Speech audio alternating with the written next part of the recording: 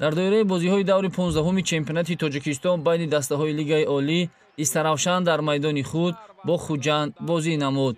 бояд гуфт ки дербии минтақаи Суғд ҳамеша ҷолибу диданӣ сурат мегирад ва мухлисони зиёд низ барои тамошои ин вохӯрӣ ба варзишгоҳи марказии шаҳри Истаравшан омада буданд. аз дақиқаҳои аввали бозӣ дастаи Истаравшан ташаббусро ба даст гирифта бештар ҳолатҳои хатарнокро дар назди дарвозаи дастаи Хуҷанд созмон медод.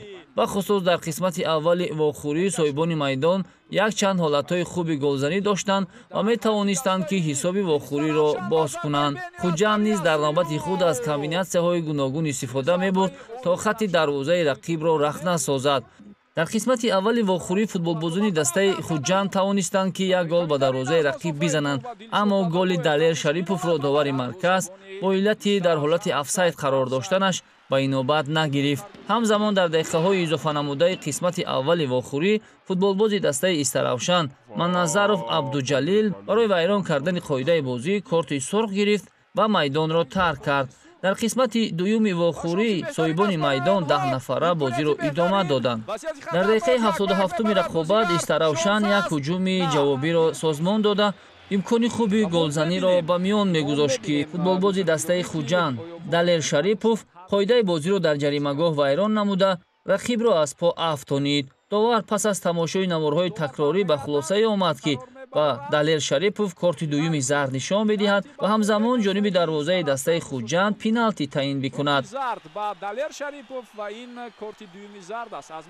аз ин имконияти мусоиди голзанӣ футболбози дастаи Истаравшан Фарҳод Амирӣ ба хубӣ истифода намуда тӯбро таслими дарвозаи Хуҷанд намуд ва ҳамин гуна соҳибони майдон пешсаф шуданд. шогирдони Тоҳирҷон Муъминов дар идомаи вохӯрӣ натавонистанд ин пешсафии худро нигоҳ бидоранд, зеро футболбози дастаи Хуҷанд Алишер Шукуров тавонист ки дар дақиқаҳои изофанамудаи охири рақобат голи ҷавобиро бизанад ва дастаи Хуҷандро аз нокомӣ наҷот бидиҳад. пас аз гол задан Алишер Шукуров фаромӯш кард ки аллакай як корти зард дошт ва пироҳанашро аз тан берун кард ва барои ин амалаш корти дуюми зардро дар рӯ ба рӯяш дид. ҳамин гуна мухлисон дар дидори дастаҳои футболи Истаравшан ва Хуҷанд шоҳиди задани 2 гол ва 3 корти сурх шуданд. ин дуюмин бозӣ аст ки дар даври 15-уми чемпионати Тоҷикистон бо натиҷаи мусовӣ ҷамъбаст мешавад.